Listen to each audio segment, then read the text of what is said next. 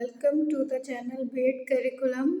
आज का हमारा टॉपिक है पेपर सेकंड से बुद्धि यानी कि इंटेलिजेंस के बारे में हम जानेंगे, उसका अर्थ, उसकी परिभाषा और बुद्धि के संबंध में जो अध्ययन के प्रयास किए गए हैं उनको जानेंगे और बुद्धि मापन किस तरह से किया जाता है इसके बारे में जानेंगे। तो सबसे पहले इसके इंट्रो के बारे में जानते हैं कि बुद्धि क्या है। तो बुद्धि के बारे में है कि बुद्धि क्या है, यह प्रश्न जो है जिसका उत्तर देना बुद्धिमानों के लिए एक समस्या रही है। तो किसी भी टर्म को डिफाइन करना, एग्जैक्टली डिफाइन करना, ये एक जो है समस्या के रूप में रहता है। तो इस तरह से बुद्धि को भी डिफाइन करना, उसके बारे में बताना, यह एक बुद्धिमानों के लिए जो है एक समस्या रही है, वर्तमान में भी और भविष्य में भी रहने की संभावना है। इस शब्द पर मनोवैज्ञानिकों में मतभेद रहा है और इस मतभेद को दूर करने के लिए अंग्रेज मनोवैज्ञानिक की एक सभा 1910 में हुई। तो बुद्धि को डिफाइन करने के लिए जो मतभेद थे उनको दूर करने के लिए अंग्रेज जो है मनोवैज्ञानिक की एक सभा लगाई गई, जो 1910 में ये सभा बनी थी। इसमें अमेरिकन मनोवैज्ञानिक की एक सभा हुई थी 1921 में। विश्व के मनोवैज्ञानिक की अंतर्राष्ट्रीय कांग्रेस सभा 1923 में आयोजित की गई, परंतु वे यह नहीं स्पष्ट कर सके कि बुद्धि में स्मृति, कल्पना, भाषा, अवधान, गामक तथा संवेदनशीलता सम्मिलित हैं या नहीं। तो ये जितनी भी सभाएं हुई उसमें ये निष्कर्ष नहीं निकाला जा सका कि बुद्धि में स्मृति हमारी, कल्पना हमारी और भाषा, अवधान, गामक, संवेदनशीलता सम्मिलित है या नहीं। मतलब ये सारे बुद्धि के ही पार्ट हैं या कोई अलग के टर्म हैं। ये जो है किसी भी सभा में ये निष्कर्ष नहीं निकाला जा पाया था। अलग अलग मनोवैज्ञानिक बुद्धि को अपने अलग अलग अंदाज में परिभाषित करते रहे हैं। तो अलग अलग मनोवैज्ञानिकों ने बुद्धि को अलग अलग तरह से डिफाइन किया है। तो टर्मन ने बताया है बुद्धि के बारे में कि व्यक्ति उतना ही बुद्धिमान होता है जितना उसमें अमूर्त चिंतन की योग्यता होती है। तो टर्मन के अनुसार व्यक्ति की जो बुद्धिता है वो जो है डिपेंड करती है कि वह कितना अमूर्त चिंतन कर पा रहा है। मतलब जो चीज़ें व्यक्ति के सामने होती हैं उसके बारे में तो वो सोच सकता है, उसके बारे में पता लगा सकता है कि क्या उसकी प्रॉपर्टीज़ हैं, क्या विशेषताएं हैं। लेकिन जो उसके सामने नहीं है, जो उसे कल्पनाओं में सोचना है या जिसके बारे में उसे सिर्फ इमेजिनेशन करनी है, उसके बारे में जो है क्या चिंतन है व्यक्ति का, इसके लिए व्यक्ति में कितनी योग्यता है, ये उसकी बुद्धिमत्ता पे डिपेंड करेगा। तो व्यक्ति जो है जितना चिंतन की योग्यता होगी उसमें उतना ही वह बुद्धिमान होगा। इसके बाद दूसरी डेफिनेशन थी बर्ड के अनुसार। तो बर्ड का कहना था कि बुद्धि जो है वो अपेक्षाकृत नई परिस्थितियों में समायोजन करने की जन्मजात क्षमता होती है। तो हमारी नई नई परिस्थितियां आती रहती हैं हमारे सामने, तो उनके साथ हम कैसे समायोजन स्थापित कर पाते हैं, यह हमारी बुद्धि होती है। बर्ट ने ऐसा बताया है। इन परिभाषाओं तथा अन्य अध्ययनों के आधार पर विदित होता है कि बुद्धि जो है वो सीखने की एक योग्यता होती है। तो इस तरह से बताया गया है कि जो इंटेलिजेंस है वो सीखने की एक योग्यता है, क्योंकि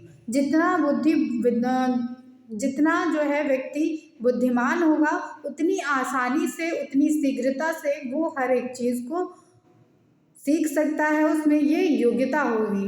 अमूर्त चिंतन की योग्यता होती है। तो बुद्धि के द्वारा ही व्यक्ति में अमूर्त चिंतन की योग्यता का विकास होता है और बुद्धि के द्वारा ही व्यक्ति जो है अपनी समस्या समाधान करने की योग्यता को पा पाता है।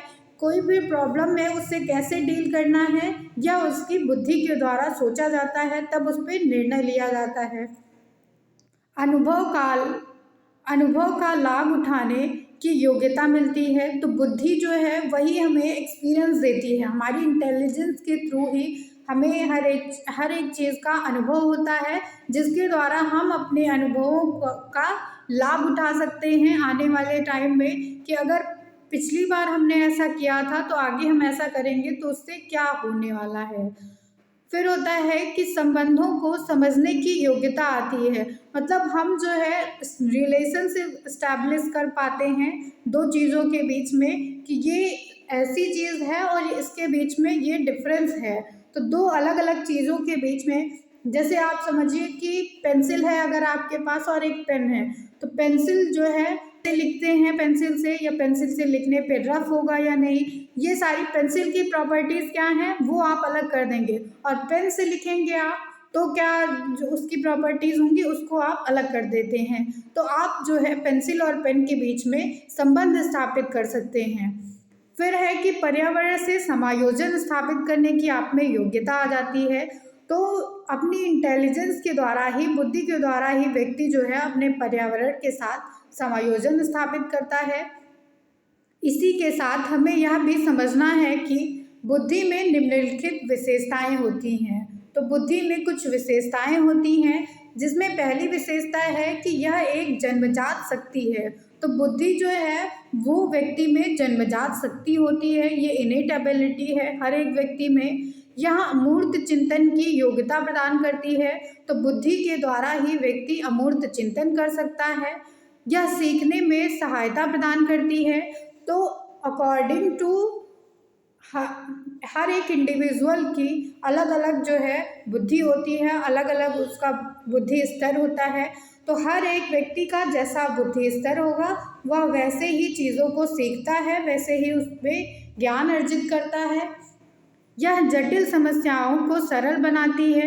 तो बुद्धि जो है व्यक्ति की जटिलता को सरल करती है, उसकी समस्याओं को सॉल्व करती है। यह पूर्व अनुभवों से लाभ उठाने की योग्यता प्रदान करती है। तो बुद्धि के द्वारा ही व्यक्ति अपने पूर्व अनुभवों को अपने आने वाले फ्यूचर के लिए यूज़ कर सकता है। यह नवीन परिस्थितियों से समायोजन स्थापित करने में सहायक होती है। तो बुद्धि के द्वारा ही व्यक्ति अपनी नवीन परिस्थितियों में, नई नई परिस्थितियों में समायोजन स्थापित कर सकता है।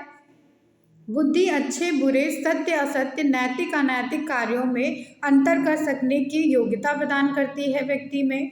और बुद्धि के वितरण का लिंग, जाति एवं प्रजाति के आधार पर अंतर नहीं है।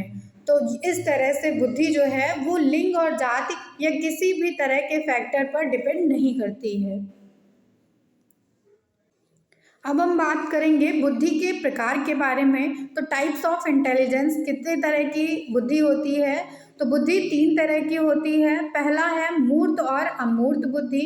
तो मूर्त वो बुद्धि होगी जो हम किसी भी वस्तु को देखकर तब उसके बारे में पता लगा पा रहे हैं, तो वो मूर्त बुद्धि है। अमूर्त बुद्धि जिस चीज़ के बारे में बिना देखे और बिना छुए उसको हम उस चीज़ के बारे में सोच पा रहे हैं, अपनी एक थिंकिंग इस्टेब्लिश कर पा रहे हैं, उसके बारे में चिंतन कर पा रहे हैं, तो वहाँ हमारी अमूर्त बुद्धि काम करती है।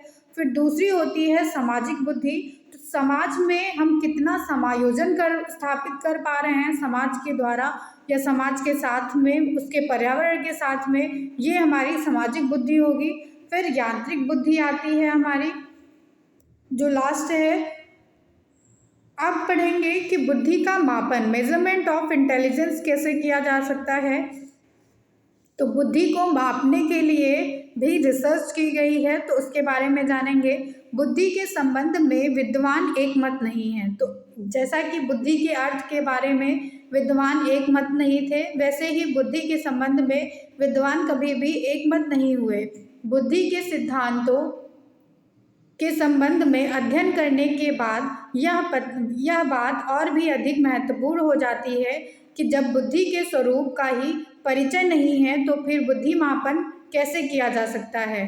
तो जब बुद्धि का अर्थ ही नहीं सही तरीके से लगा पाया है व्यक्ति, तो उसके जो है मापन का अर्थ कैसे लगाया जा सकता है, ये बताया गया है। इसी बात को ध्यान में रखकर शिक्षा जगत में ख्याति प्राप्त लेखक क्रो एंड क्रो ने लिखा है कि संभवतया कोई भी बुद्धि परीक्षण पूर्ण नहीं है। तो इसमें क्रो एंड क्रो ने ये बताया है कि कोई भी बुद्धि परीक्षण जो है वो पूरी तरह से जो है संपूर्ण नहीं है, वो पूरा नहीं हो पाया है। उनके अनुसार मानसिक बुद्धि और बुद्धि लब्धि, मेंटल एज और आईक्यू क्या होता है ये समझेंगे। तो बुद्धि का मापन करने के लिए ये जरूरी है कि पहले मानसिक आयु के बारे में जानें और बुद्धि लब्धि के बारे में जानें। जब हम बुद्धि का मापन किसी परीक्षण के माध्यम से करते हैं तो उससे बुद्धि लब्धि ज्ञात करते हैं। तो अगर हम बुद्धि का मापन किसी परीक्षण के द्वारा कर रहे हैं तो उससे हमें जो प्राप्त होगा वो आईक्यू होगा, उसको बुद्धि लब्धि कहा जाएगा। बुद्धि लब्धि किसी व्यक्ति के मानसिक स्तर को 100 के आधार पर बताती है। तो बुद्धि लब्धि जो आईक्यू निकलेगा किसी भी व्यक्ति का, वो 100 के आधार पर उसका मानसिक स्तर देखा जाता है। यदि व्यक्ति को बुद्धि लब्धि 100 है तो उसका बौद्धिक स्तर जो है वो सामान्य होगा। अगर कोई व्यक्ति है जिसका बुद्धि लब्धि जो है वो 100 आ रहा है, 100 आ रहा है, तो यह कहा जा सकता है कि उसका जो बौद्धिक स्तर होगा वो सामान्य लेवल का होगा। यदि व्यक्ति 100 से अधिक है उसकी बुद्धि लब्धि, तो उसका जो बौद्धिक स्तर होगा वो सामान्य से अधिक हो जाएगा। और कम होने पर अगर 100 से कम बुद्धि लब्धि आ रही है तो उसका जो बौद्धिक स्तर होगा वो जो है कम हो जाएगा।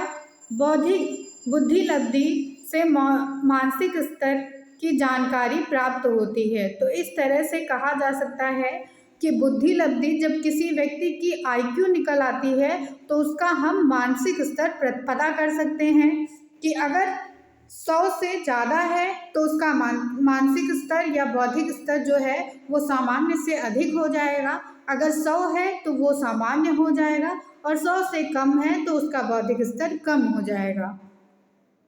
इस तरह से बुद्धि लब्धि के बारे में बताया गया है कि बुद्धि लब्धि जानने के लिए मानसिक आयु तथा वास्तविक आयु जानना आवश्यक होता है।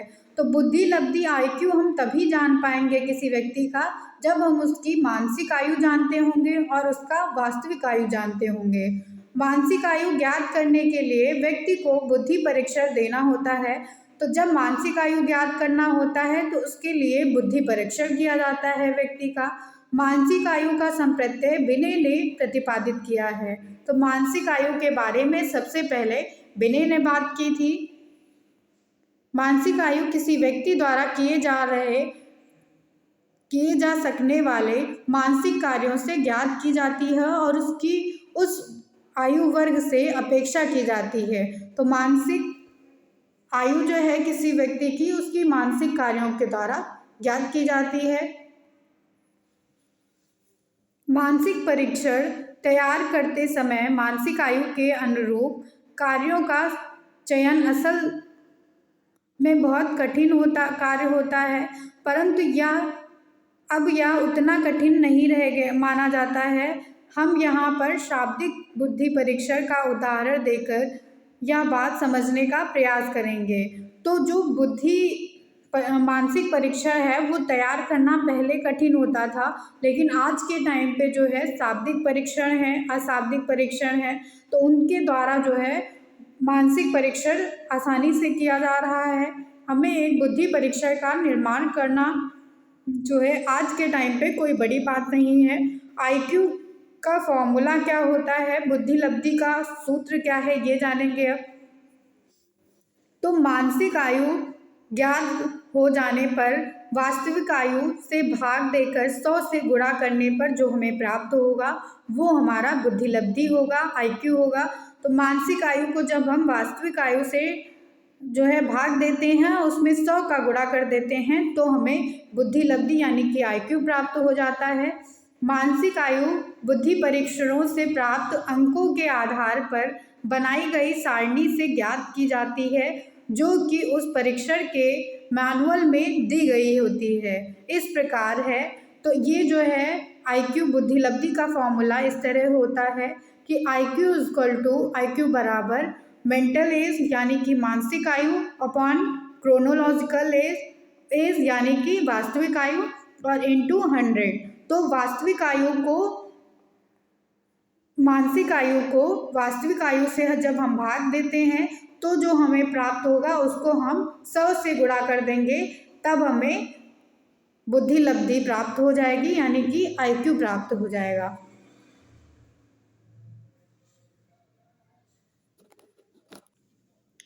विलियम स्टर्न ने सबसे पहले जो है कॉन्सेप्ट दिया था IQ का, बुद्धि लब्धि का जो फॉर्मूला था वो विलियम स्टर्न के द्वारा दिया गया था।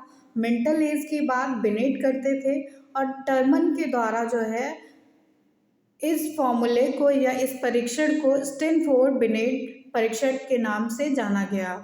फिर बुद्धि लब्धि का वर्गीकरण किया गया है, तो क्लासिफिकेशन ऑफ IQ को कैसे डिवाइड किया गया है ये देखेंगे।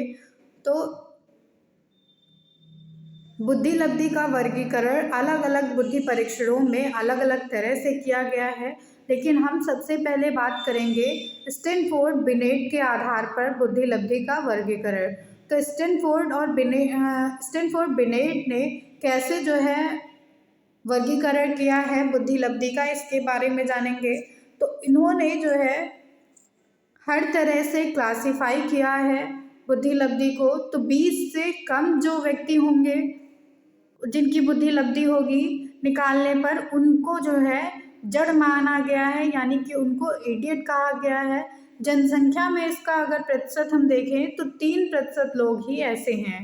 फिर 20 से लेकर 59 तक के जिनकी बुद्धि लब्धि होगी उनको बूढ़ माना गया है, इनका भी प्रतिशत 3% ही होता है।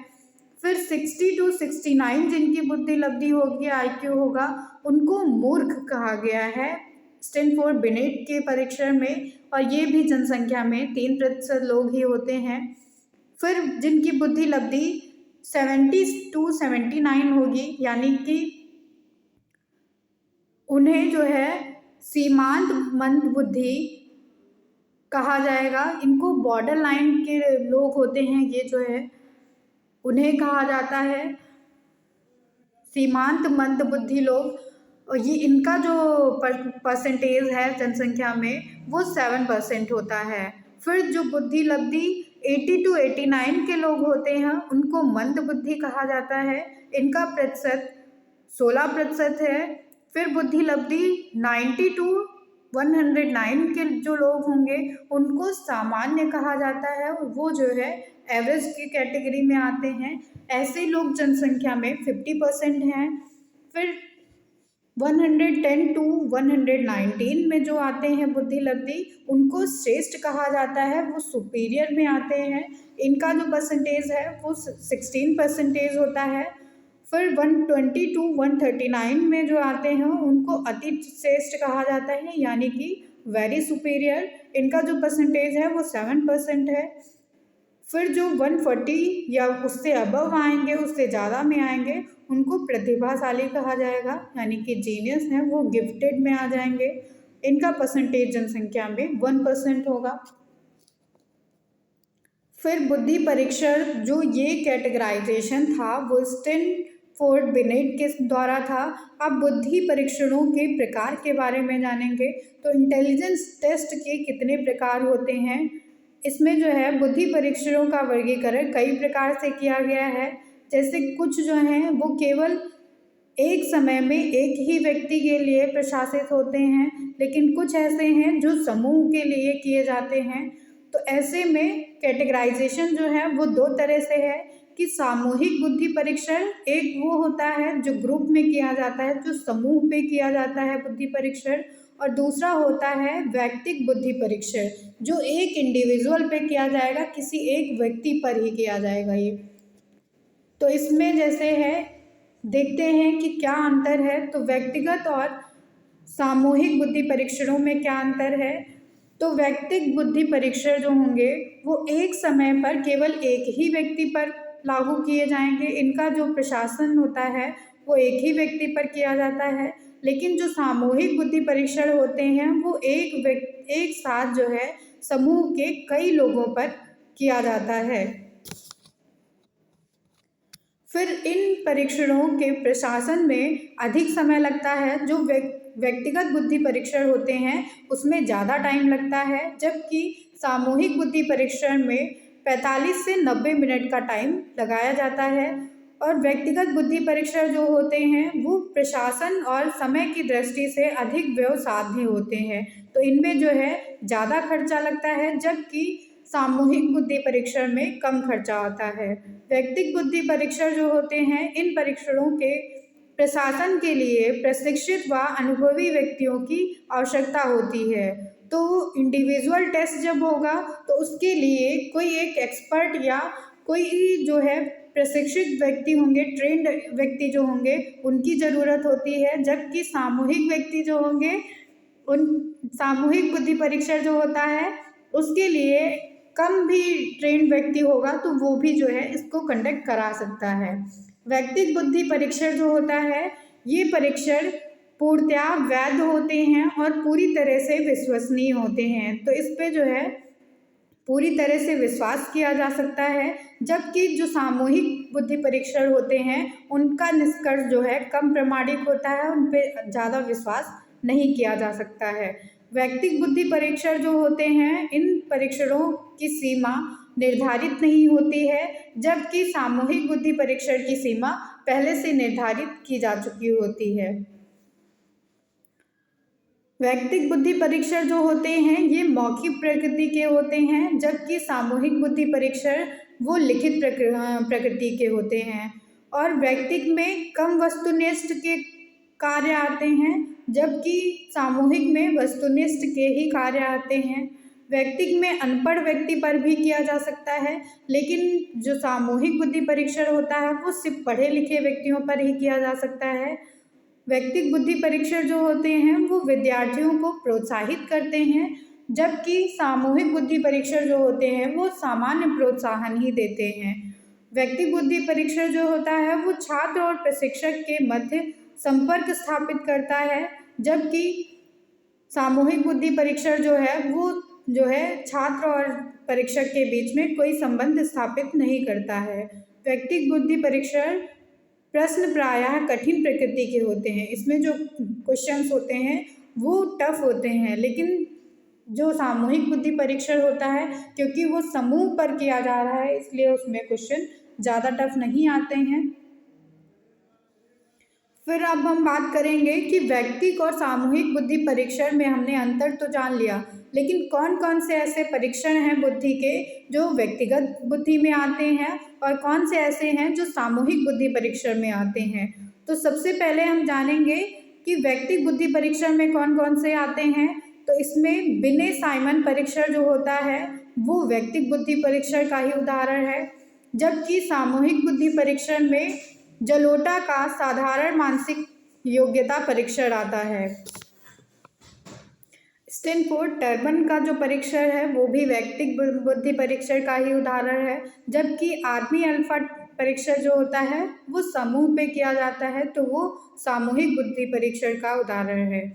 फिर गुड एनफ ड्रॉ एक मान परीक्षण जो होता है, गुड एनफ ड्रॉ या एक मैन परीक्षण भी जिसको कहा जाता है वो व्यक्तिगत बुद्धि परीक्षण का उदाहरण है, जबकि टंडन या मेहता का सामान्य बुद्धि परीक्षण जो है वो सामूहिक बुद्धि परीक्षण का उदाहरण होता है। भाटिया बैटरी परीक्षण ये भी एक व्यक्तिगत बुद्धि परीक्षण का उदाहरण है, जबकि आर्मी सामान्य वर्गीकरण जो होता है वो सामूहिक बुद्धि परीक्षण का उदाहरण होता है। फिर आर्मी बीटा परीक्षण जो होता है वो भी सामूहिक बुद्धि परीक्षण का उदाहरण है। तो आर्मी अल्फ़ा टेस्ट हो या बीटा टेस्ट हो, ये दोनों ही सामूहिक बुद्धि परीक्षण के ही उदाहरण हैं। और व्यक्तिगत बुद्धि परीक्षण में लास्ट आता है पोर्टियस भूल भुलैया परीक्षण। तो पोर्टियस का जो भूल भुलैया परीक्षण है वो व्यक्तिगत बुद्धि परीक्षण का उदाहरण है। फिर बुद्धि परीक्षणों को एक और तरह से कैटेगराइज किया गया है। पहले किया गया था कि व्यक्तिगत बुद्धि परीक्षण या सामूहिक बुद्धि परीक्षण। दूसरा जो कैटेगराइजेशन होता है, वर्गीकरण है, वो शाब्दिक और अशाब्दिक के बीच में है। तो पहला होता है शाब्दिक बुद्धि परीक्षण और दूसरा होता है अशाब्दिक बुद्धि परीक्षण। Verbal and non verbal intelligence test. तो शाब्दिक बुद्धि परीक्षण जो होंगे वो भाषा का ज्ञान आवश्यक होता है। इनमें सम्मिलित प्रश्नों का उत्तर विद्यार्थी द्वारा लिखकर देना होता है। ये परीक्षण जो हैं वो अनपढ़, मूक, बधिर या दृष्टिहीन के लिए उपयोगी नहीं होते हैं। छोटे बच्चों पर इन परीक्षणों को उपयोग नहीं किया जा सकता है। अब हम देखते हैं कि शाब्दिक और अशाब्दिक बुद्धि परीक्षण में क्या अंतर होता है। तो शाब्दिक वो होंगे जिनका रिटन में दिया जाएगा, लिखकर इनका परीक्षण किया जाएगा। शाब्दिक बुद्धि परीक्षण में इसका प्रयोग केवल पढ़े लिखे व्यक्तियों पर किया जाता है, जबकि अशाब्दिक बुद्धि परीक्षण जो होते हैं वो निरक्षर के लिए या छोटे बच्चों के लिए या मंद बुद्धि वालों के लिए भी प्रयोग किया जाता है इनका। शाब्दिक बुद्धि परीक्षण कम व्यय के साधन होते हैं, जबकि अशाब्दिक बुद्धि परीक्षण जो होंगे उनमें अधिक व्यय के साधन होते हैं। और शाब्दिक बुद्धि परीक्षण जो होंगे वो इन परीक्षणों में भाषा के माध्यम से बुद्धि का परीक्षण किया जाता है।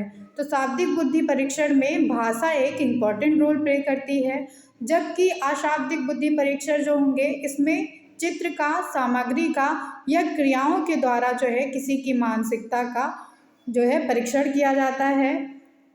फिर शाब्दिक बुद्धि परीक्षण में प्रश्नों की प्रतिक्रिया भाषा के माध्यम से दी जाती है। तो जो लिखा जाएगा उसी के आधार पर उसकी मानसिक योग्यता समझी जाएगी, जबकि जो अशाब्दिक परीक्षण होगा उसमें क्रियाओं के द्वारा, क्रियाओं में आपकी जितनी प्रचुरता होगी उसके द्वारा आपका मानसिक स्तर देखा जाएगा। शाब्दिक बुद्धि परीक्षण में जो परिणाम होते हैं वो परीक्षार्थी की सांस्कृतिक पृष्ठभूमि से प्रभावित होते हैं।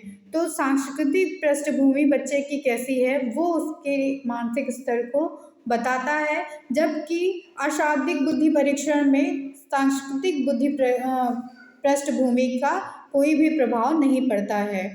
अब हम देखेंगे कि शाब्दिक और अशाब्दिक बुद्धि परीक्षण के कुछ उदाहरण।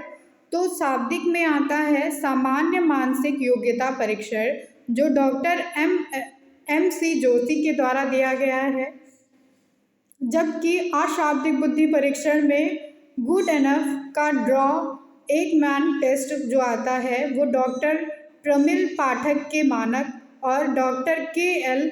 श्रीमाली के मानक के द्वारा विकसित किया गया है। फिर सामूहिक बुद्धि परीक्षण जो होगा वो भी शाब्दिक बुद्धि परीक्षण में आता है, जो डॉक्टर प्रयाग मेहता के द्वारा दिया गया है।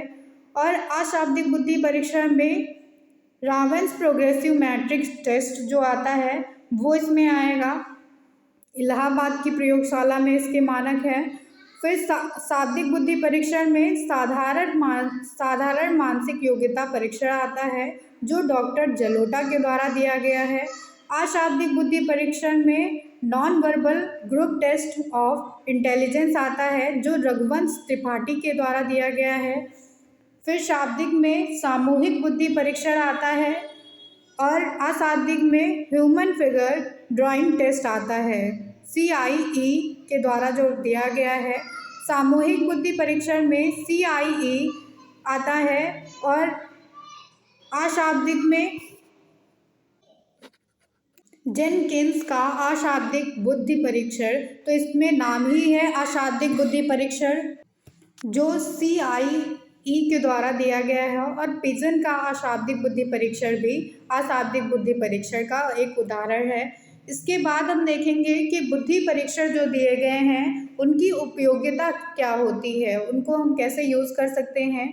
तो सर्वोत्तम का चुनाव करने के लिए उनको यूज़ किया जा सकता है, यानी कि जब हम बुद्धि परीक्षण करेंगे तो उसके रिजल्ट के द्वारा हम ये देख सकते हैं कि कौन सा शिक्षार्थी या कौन से लोग सबसे अच्छे हैं। तो सबसे अच्छे सर्वोत्तम का चुनाव करने के लिए हम बुद्धि परीक्षण का यूज़ करते हैं।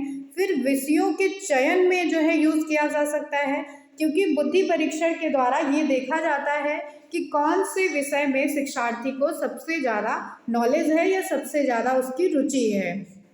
बालकों का वर्गीकरण करने के लिए भी बुद्धि परीक्षणों को यूज़ किया जा सकता है, क्योंकि जब हम बुद्धि परीक्षण करते हैं तो उसके परिणामों के द्वारा हम यह देख सकते हैं कि कौन से बच्चे का मानसिक स्तर कैसा है।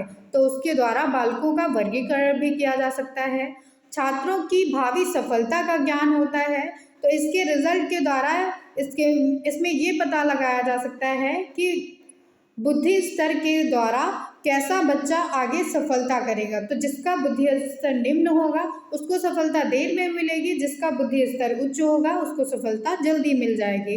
तो इससे विद्यार्थी के भविष्य का भी पता लगाया जाता है। विद्यार्थियों के पिछड़ने का पता लगाने के लिए भी किया जा सकता है, क्योंकि इसमें जो क्वेश्चंस होते हैं उनके द्वारा ये पता चलता है कि विद्यार्थी की रुचि कहाँ है, तो उसमें कौन सा जो है ऐसा कारण था जिसके द्वारा वो विद्यार्थी पीछे रह गया है, इसका भी पता इन सारे टेस्ट के द्वारा लगाया जा सकता है। तो यहाँ पर आपका बुद्धि का टॉपिक खत्म होता है। Thank you everyone.